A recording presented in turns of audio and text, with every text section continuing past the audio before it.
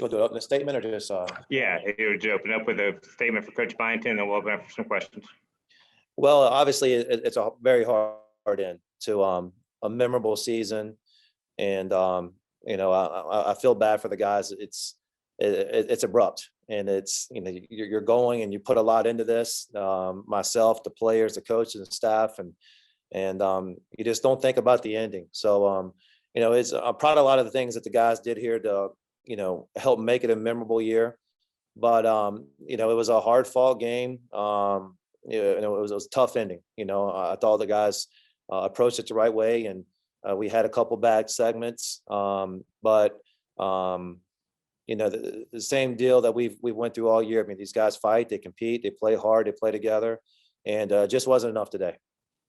Start with a question from TJ. Go ahead, TJ. Yeah, Coach, I got to ask you, I hope you can hear me with the music in here. What were you told about the two technicals that were called against you guys? First, the one against Zach in the first half, and then the second half one that obviously came in a big situation. What can you tell us? What were you told on those technicals? Yeah, so I can't comment on the referees, but I can tell you, what was said, to get the technicals. I think I'm just stating facts there. Zach scored a basket and he thought he was fouled and said and one, and which is the most common thing said in basketball, probably across the country. It's probably said 100 times to basketball games, and it was that was the first time I've ever heard that. It was nothing but that he said and one, and the referee decided to give him a technical. And the one they called on me, I said it was nothing vulgar, anything like that. I couldn't get the ref's attention, and I said it was the same call. And he thought I was out of line for that. So it's you hate it when it's you get to situations where basketball is played a certain way throughout the year and throughout the years, and something's different in a tournament game. So it was bad timing. I feel bad about mine. I'm sure Zach feels bad about his. Fortunate and deserving. That's not my judgment because it was already called. That being said, I mean, is that frustrating? I mean, you mentioned those are two things that are said often during games, and you get technicals, especially the one coming late in a huge situation. How frustrating is that? Yeah, you'll break up a little bit, but I think I got the gist of your question. Yeah, it was unfortunate. Whether I was deserving or not, I feel bad for it. For our team. If that's called a technical, there's probably going to be thousands and thousands of technicals called. But I feel bad for it. With our team, and we had a lot of good segments. We had a bad segment there at about the 11-minute mark, and I was fighting for our guys, and they fight for me. I want to fight for them, and it was unfortunate. Next question to Shane Metlin. Go ahead, Shane. Yeah, I guess one more along those lines before I move on to other stuff. But how many other times throughout the game do you think you heard someone say "and one" after Zach's technical, if you could estimate? If I can estimate, I think every player says it after every basket, whether they get fouled or not. And it's just a common thing in basketball, and it's maybe they're all going to be called now when guys say that. So, but it's said a lot in basketball. All right, and Simon Wright, that's kind of the second game in a row he's had a big one against you. What is it about him that was difficult for you guys to kind of match up with?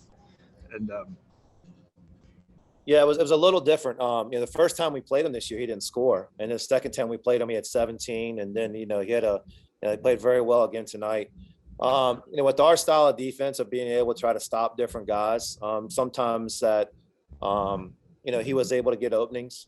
And I thought he made some tougher shots. The game down at Elon, he made some open shots, but I think he made some tough shots, and give him credit. And they moved him to the 5 today. And, something that he hasn't done, or they haven't done any on tape that we saw, that normally he plays the 4, they move him to the 5 to try to get him loose. I thought he made some hard shots. Give the guy credit. He stepped up and made some hard shots. Was that kind of key, maybe more on the defensive end? Because I know he's had some tough times matching up with whether it's Julian or Mike or whoever it happens to be at the 4. Was that, maybe the difference this time? Yeah, you know what? It was. I think we just looked heavy-footed in a certain segment. I mean, our defense was really good, for the majority of the game, and we just had a segment there where our guys like they looked like they were heavy-footed, and the only theory I can come up with was we were missing some easy baskets on the other end. We missed 2 point-blank ones right at the rim, and I think we missed a free throw. And sometimes when you have younger teams, they carry that over to the defensive end. And so I thought our defense was really good, with the exception of maybe, under 14 minutes there for about 5 or 6 minutes. But for the most of the game, it was really, really good. All right, thank you. Next question to Kyle Kensington. Go ahead, Kyle.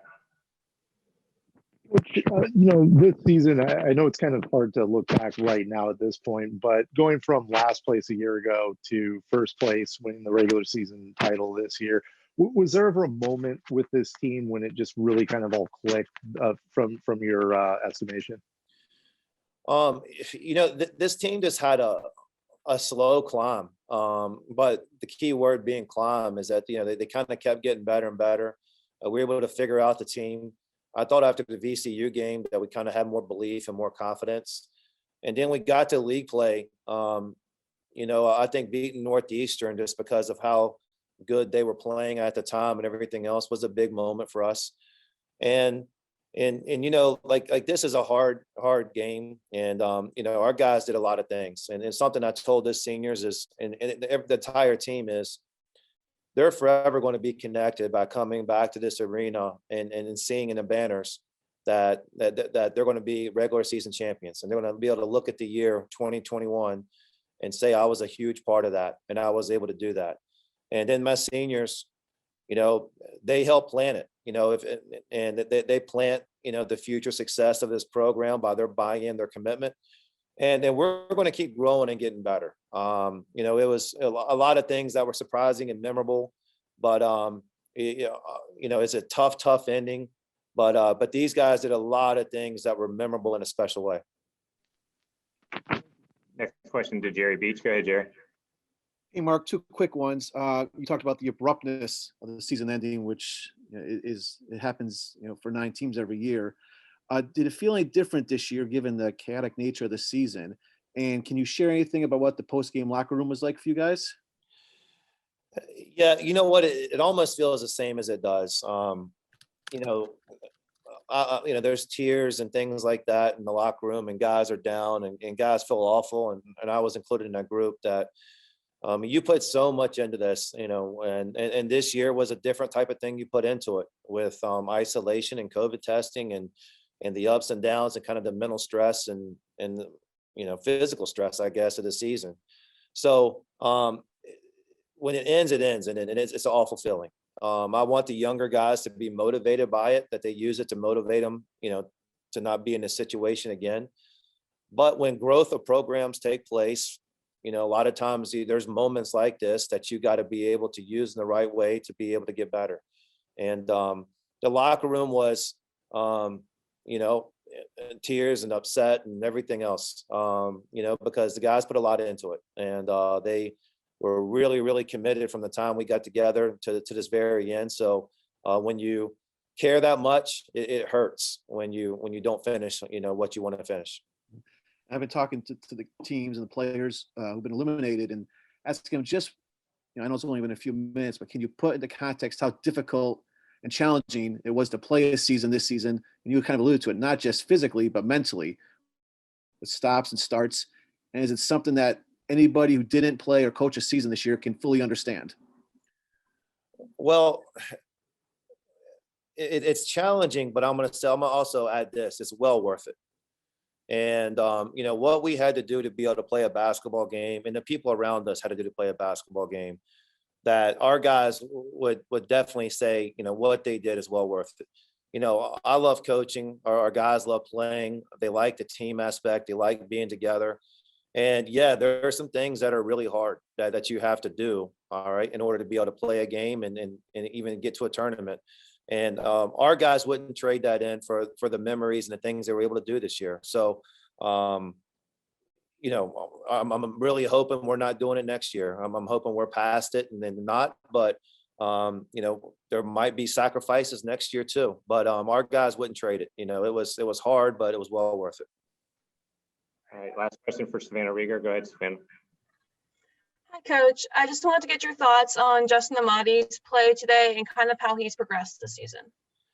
Yeah, I mean, you know, Justin's kind of came out like this his first game of the year, where he was his athletic self and playing hard and dunking and stealing the ball. And but for him to do this on this stage in a tournament game is difficult, and it says a lot for him.